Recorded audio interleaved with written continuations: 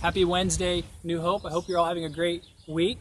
I also hope that by now you've taken some time to open up God's Word and to look at 1 Peter, the first section that we're going through in 1 Peter.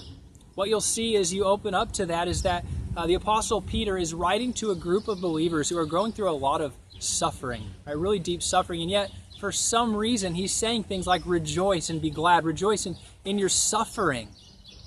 And yet I don't know about you, but in our home we do a lot of things to avoid certain types of suffering. We have things like home insurance and auto insurance, life insurance, health insurance, vision and dental insurance, all of these things so that when pain and suffering come up, we hopefully have a way to step out of it, to remove ourselves from it. But yet when we look at the New Testament, we see that there really is no such thing as a protection policy for our faith. Instead, Christ himself says, "Blessed are those who are persecuted for righteousness' sake, for theirs is the kingdom of heaven. Blessed are you when others revile you and persecute you and utter all kinds of evil against you falsely on my account. Rejoice and be glad, for great is your reward in heaven, for so they persecuted the prophets who were before you."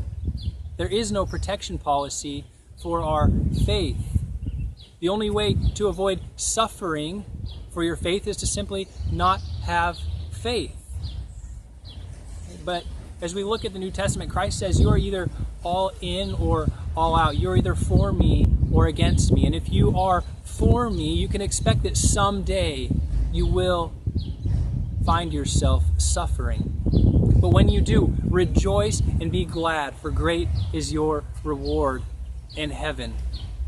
And so as you read through that passage this week, if you haven't already, I hope that those words of Christ come to remembrance and it helps you enter into that and see that suffering with the perspective that the Apostle Peter was able to have. Have a great week, everyone.